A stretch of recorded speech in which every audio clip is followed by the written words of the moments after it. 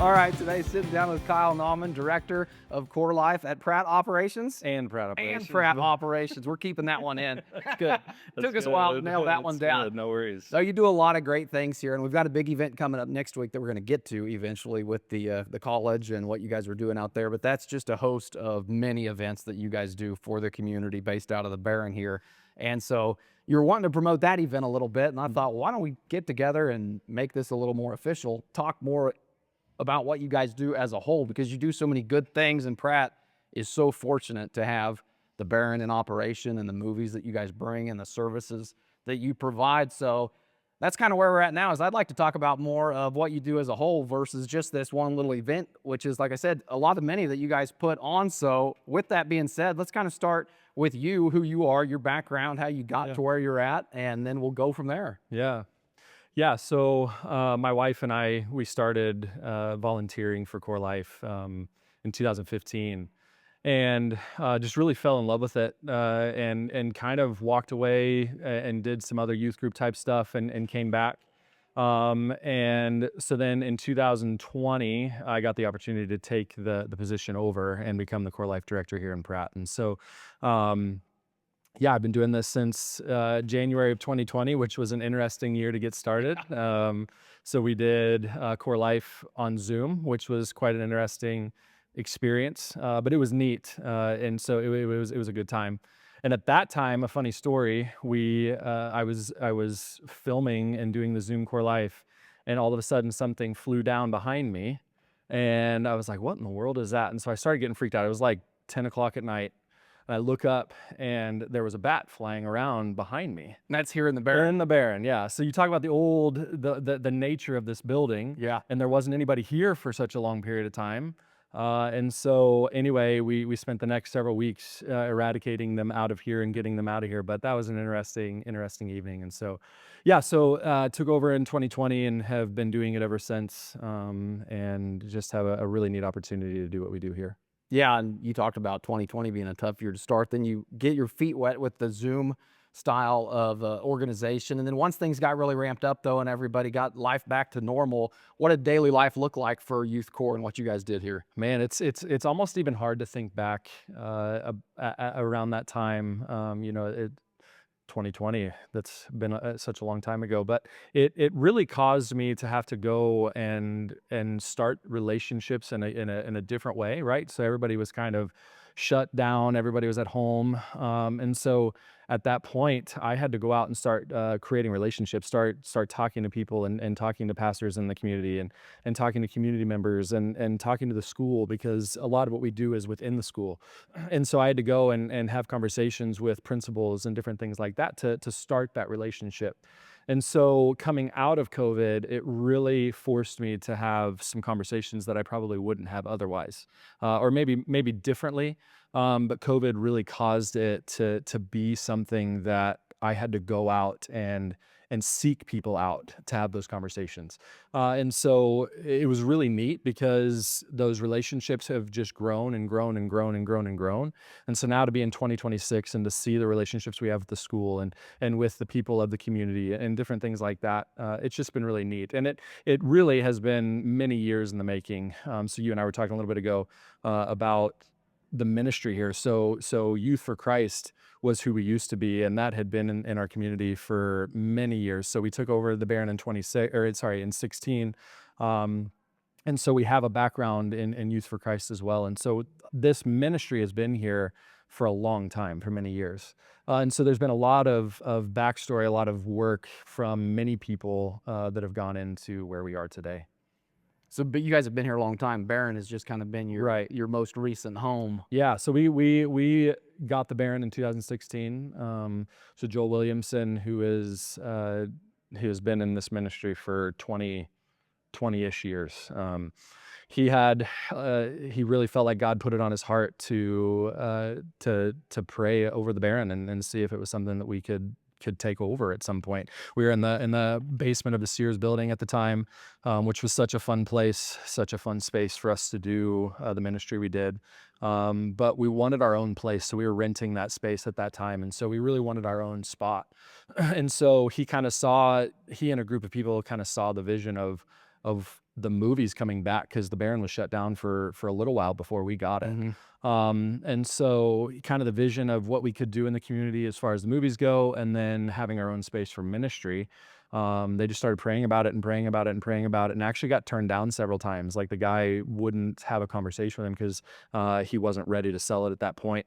And then I think it was like a year or so into it, the owner of at the time called Joel and said, I think we're ready to make a deal. And so we were able to buy it in 2016 and renovate it. And we had a very, very generous partner who helped us with that, who helped us with all the renovations, with everything we needed to switch over to our digital projector, which at that time had to be done because nothing was the reels anymore. And so it was just a neat time to watch God work through so many people to make it happen for us to have this building, and what it is today. And then how many, once you got in this building and have what it is now, how many more opportunities did that create for what you guys are able to do? Oh yeah, I mean, you talk about an outreach youth ministry, which we'll get into, I'm sure more as we go, but being on Main Street, being accessible, people seeing it.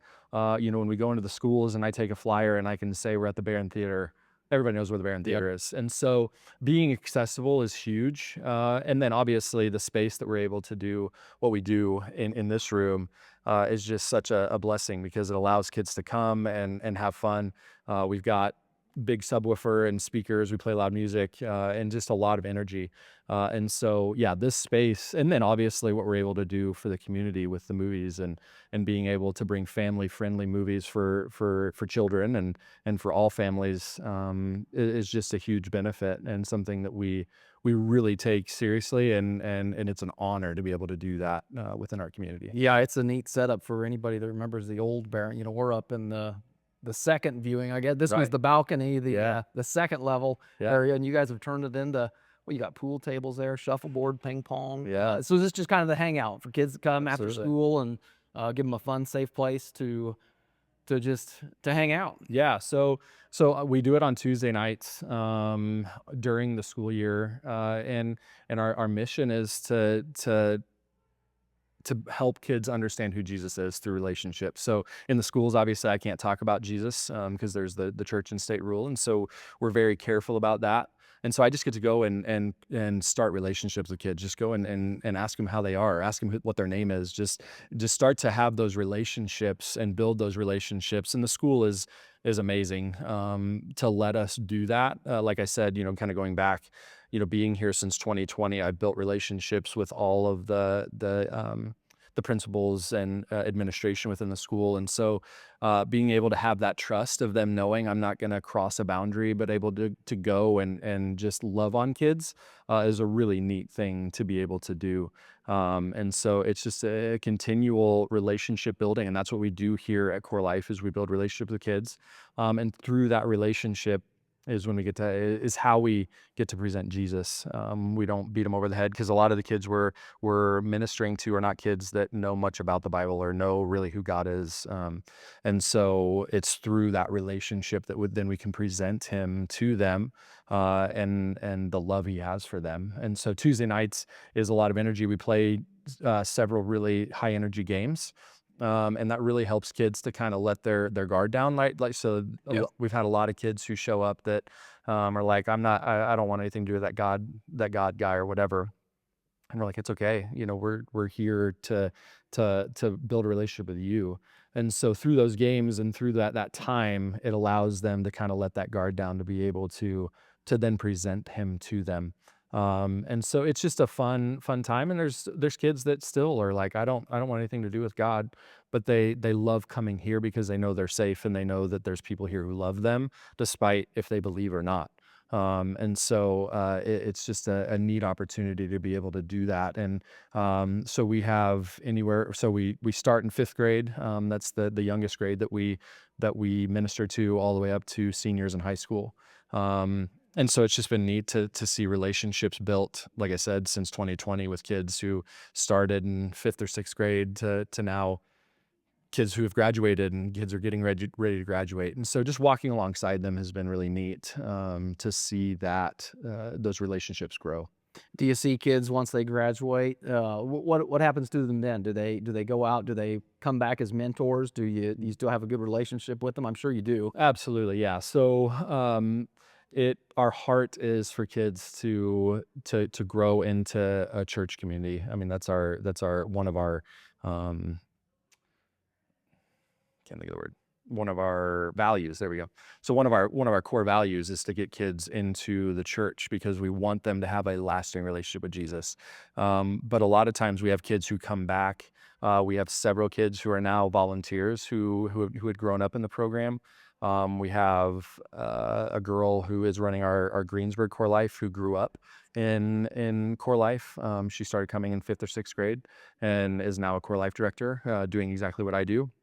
And so it is neat to see kind of the family relationship bond that you grow, and seeing that kind of come to fruition over time, and seeing kids grow into continuing to be around us and around our culture is really neat. And yeah, so there's definitely kids um, that are still struggling, but know that they have a place that they're loved, and they can come, and we can still have relationship with them, and so we have a relationship with a lot of kids who are no longer in core life, just because we've spent so much time with them and years with them. What was, when you started this and you have every kid that walks in the door, I'm sure in its own right is a success story, but was there one that you can think of or that you look at the first time where you kind of sat back and thought, wow, like this is really making a difference? And where you can put, one that comes to mind where you can think, yeah, what we're doing here matters. Yeah. Yeah. So I have several that are happening in real time right now, that are just really neat relationships of kids who, I mean, their lives have been transformed, who have been changed by the love of Jesus, by what we are able to present to them here.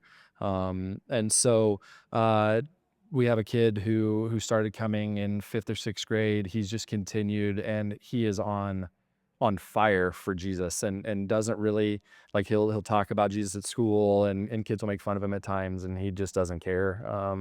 And he grew up in a family where kind of back and forth on God or not or whatever. But he had a foundation of the Bible and of church, but really is just growing into somebody who's very confident in what he believes, and that's neat to watch. And then I can think of another kid who really grew up in he actually spoke on Tuesday night, which was super, or yeah, last Tuesday night, which was super cool.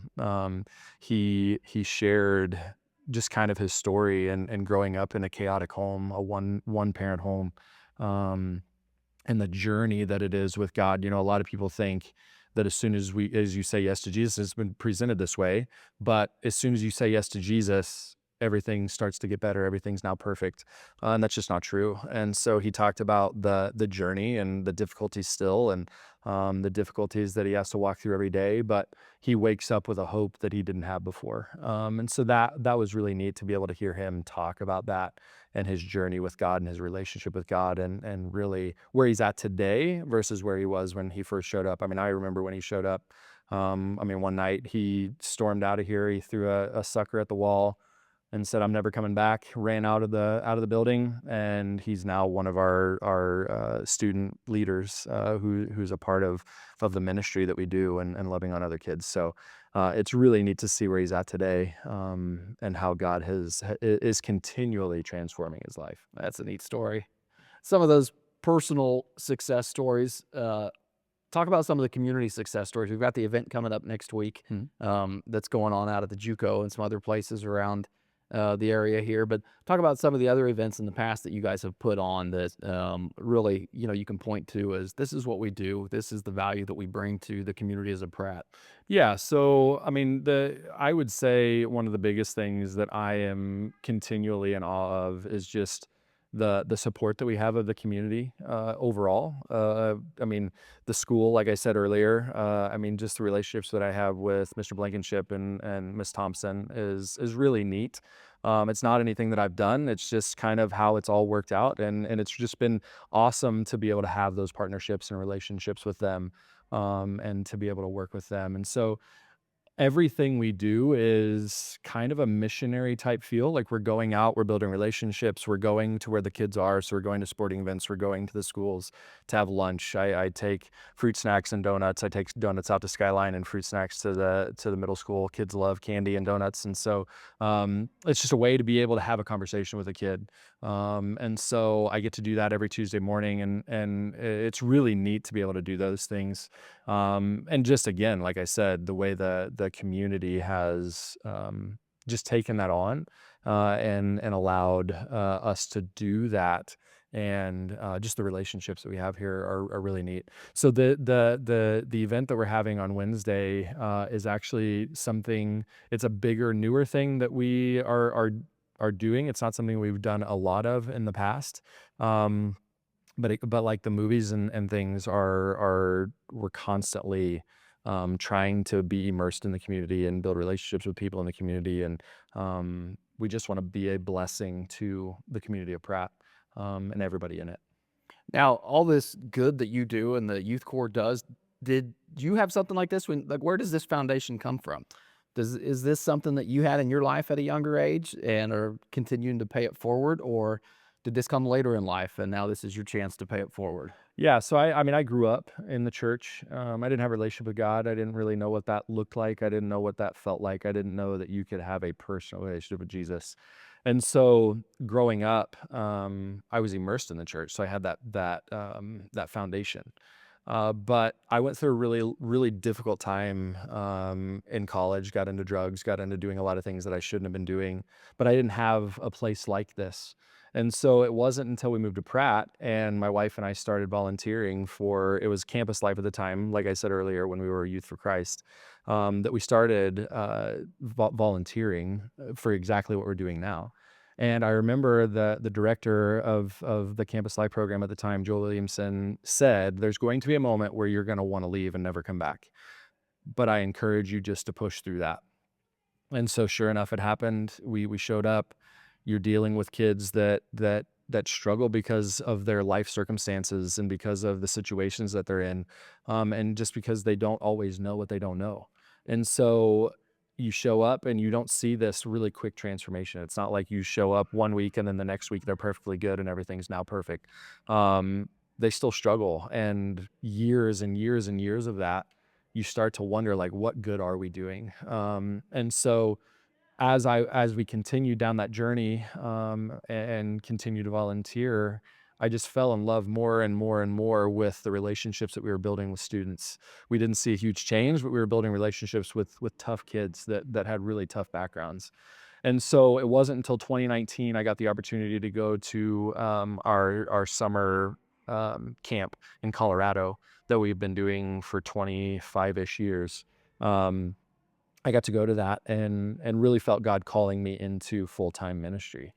And at that time I was like, man, there's no way. And 6 months later, here we are. 6 months later, I got the job in 2020, like I said, in January of 2020. And this is what I was made to do. So we kind of talked earlier about some of my past jobs. I did a lot of jobs where I was sitting in the cab of a truck and kind of recluse from people. And I'm such a people person. I love people. I love loving on people.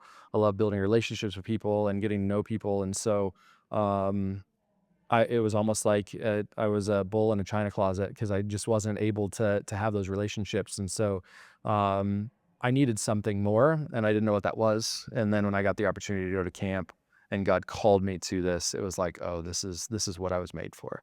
And so um, I'm just doing what God's asked me to do. And so it's a day-to-day thing, and I continue to grow, and God continues to stretch me, and it's not always glamorous. It's not always easy. There's definitely hard moments where you question why, but I know what He's asked me to do, and so that's why we're here. And then how fun is that to see it reciprocated throughout the Mhm. community, all the work that you put into it and just the hours and the mental bandwidth that it requires to, invest in the youth. It's Mhm. hard to do. Yep. But then to see it reciprocated with all the good feedback that you get, it's got to be valuable and put a smile on your face. Absolutely, yeah. I mean, the community of Pratt, like I said, overall is just we really love it, and we really have a backing that we don't always have in other communities, and so that's really neat. just because of the groundwork that's been laid for years of what we do is, yeah, it's just neat to see the relationships that have been built and the support that we have. Where do you go from here now? What's the future look like? What's on the vision board for, we've talked a lot about the last 5 years. What's the next 5 years look like? Yeah, so I think just a lot of what makes, I think, us unique and really the vision that God's asked for us to do, especially in Pratt, in this community, is just to be consistent in the schools, to be consistent with our core life program, and just to continue the work that He's asked us to do. So there's times where you start to wonder, man, yeah, how do we move forward? And I think the thing that he continues to speak to my wife Kelsey and I, is just to be consistent and continually be showing up for kids and showing up in the schools to be able to build those relationships. Um, and so, we're looking at this event that we're doing on Wednesday. We're looking at doing more events like this, where we're just bringing entertainment to Pratt, but also to bring the love of Jesus to our community, because we know what it's done for us, and so we want to be able to reciprocate that, and be able to show people just how good He is, even in the midst of some really difficult things. And that's one of the neatest things that I love about the students that we get to work with is, even if you don't see a major change, you see the relationship grow, and I think that's the biggest piece, is the relationship aspect of what we do. That's neat. So tell us a little bit more about this event Wednesday that you got coming up. March 20. Let's throw an actual date out Yeah, there. March So it's not 25th. 25th. Okay, if you're watching this past that, Yeah. March 25th, 2026. What do you guys have going on here that's coming up in town? Yeah, so it's really neat. So Real Encounter, they are a motocross BMX stunt group. They were on America's Got Talent in 2014, I think. And so they travel the country doing this event. And so we actually have an assembly at the Pratt High School for it's 6 through senior high for Pratt and LMS, and then also Skyline's busing their group over as well. So at 1 o'clock, they'll be doing a school assembly for them. And then that night, so Wednesday night, they will do a community event that's free to the public. There will be $200 giveaways that we'll have for people, and they're gonna do a lot of tricks, a lot of stunts, and I think it's gonna be a really good time. It's at Pratt Community College. And In the gym, right? they're They're doing doing it in the yeah, gymnasium. so there's Yeah. there's part of it that's out in the parking lot, and then they'll move into the gym for the other part. And so yeah, PCC has been great to work with. They've generously given us the opportunity to use their gym. We were actually kind of in a pinch because we thought we were going to be able to do it at the high school, and then that didn't work out. And then so I reached out to PCC and know some people out there, and we were able to get that done. And so yeah, they've just been very generous and very helpful to make sure that that's happened. That's So, pretty neat. yeah. Free admission, Yep. no charge for ticket Right. prices. So there's your info there as far as if you're wondering, should we go or not? No reason not to go. Free Yeah. admission, right? Yeah. Yeah. And so doors open at 6, event starts at 6:30. And so yeah, we're really excited. They had been here maybe 10, 11 years ago. Real Encounter has been Okay. here before. I think the Southern Baptist Church had brought them in about, like I said, 10-ish years ago. So there's several of like our kids one of our volunteers, well, Taylor Willard, who contacted you, who remembers going to that event Okay. when she was in school. And so just excited to bring them back and to have the opportunity for this event.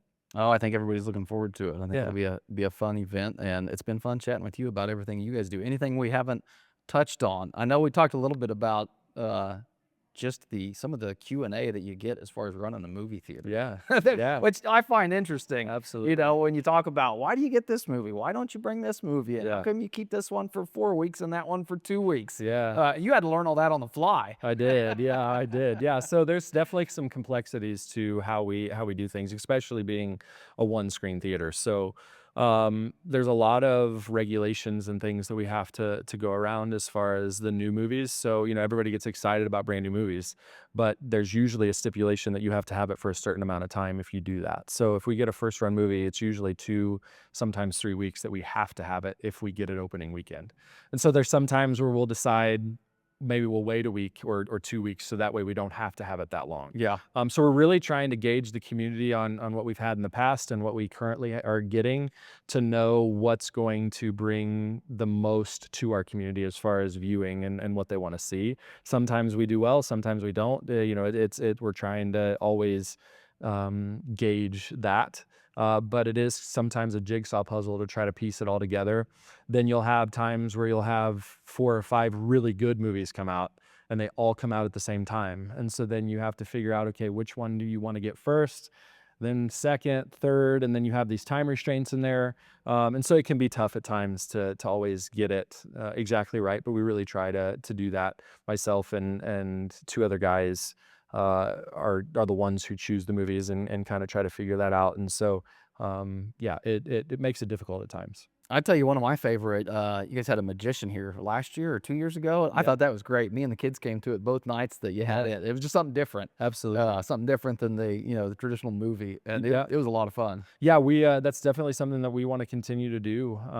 We want to just continue to be a viable space for the community. And so, if anybody has suggestions of things that they may want to see, we'd love to hear that.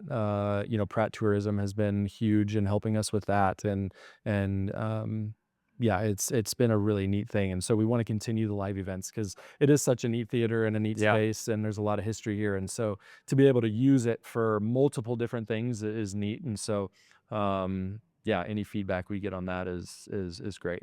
Now, you guys operate as a nonprofit Right. also. For anybody out there, any businesses, any community members that, are like, wow, you guys do a lot of great things. Like, how can we help? Mhm. What does that look like for, I know on the movie side of things, you have some different packages as far as the Red Carpet Club, how you can help sponsor, but speak a little bit about those things and about how people can get involved and help things out on the financial side Absolutely. of gifts. Yeah, so the movie industry has been tough the last couple of years just because there hasn't been a ton great coming out. And so the Red Carpet Club was kind of birthed out of that just because now everything goes straight to streaming. So right after COVID, everything was going to streaming at that point. And so unless you're an avid movie theater, lover, it makes it difficult to always catch that crowd. And so because of that, the numbers of people, so you don't have people, you don't sell things, you don't make money.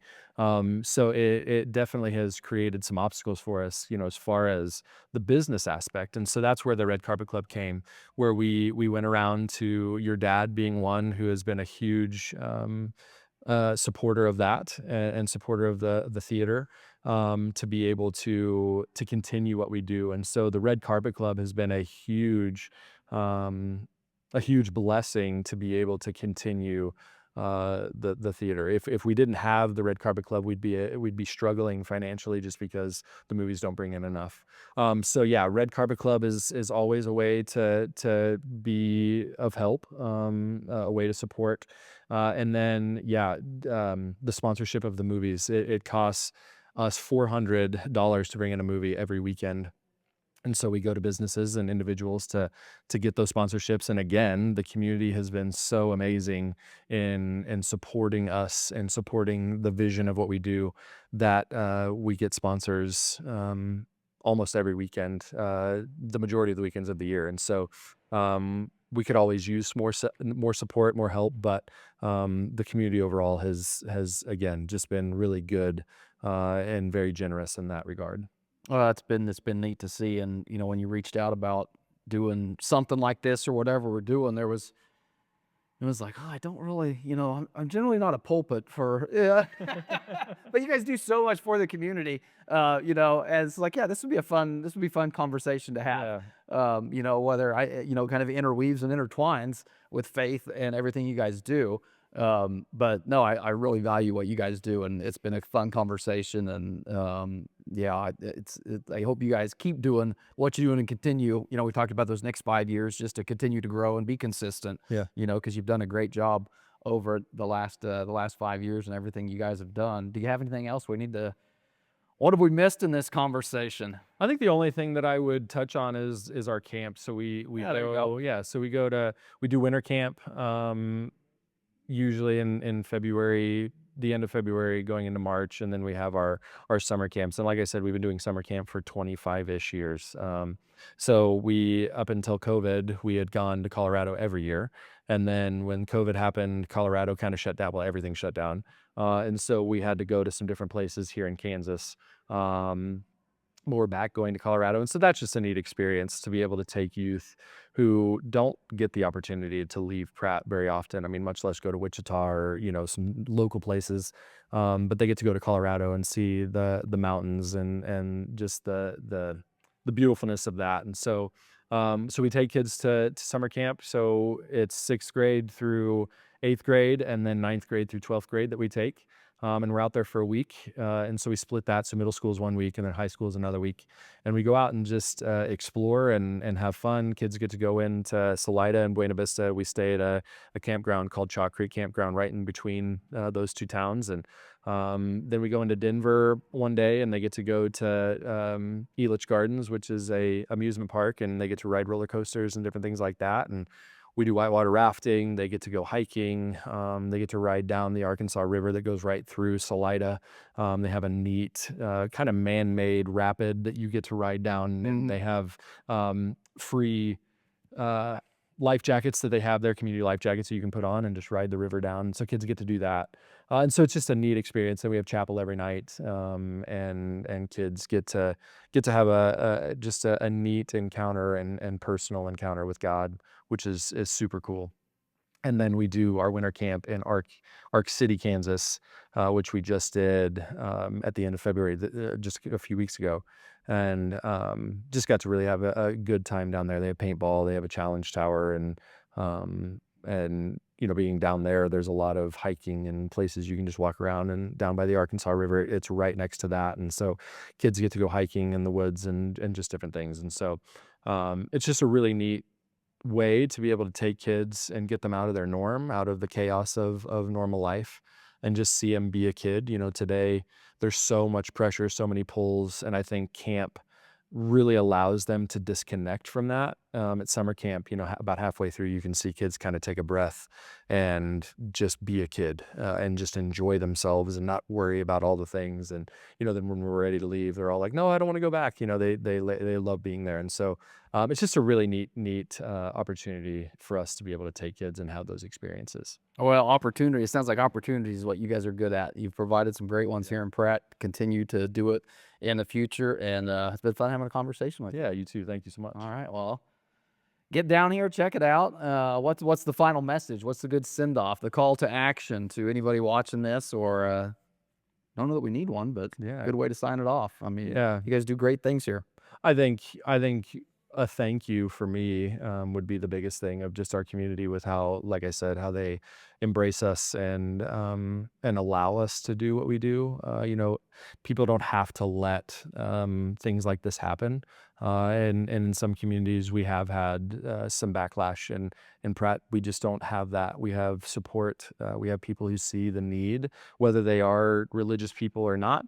They see the good we do for teenage kids and the relationships we build with them. And so yeah, just a thank you from the community, and thank you from you for being generous to do this with us as well. And just the community overall. It's just a huge blessing to be here and to be doing what we do here. Well, we appreciate it and look forward to seeing what you guys do in the future. Absolutely. All right.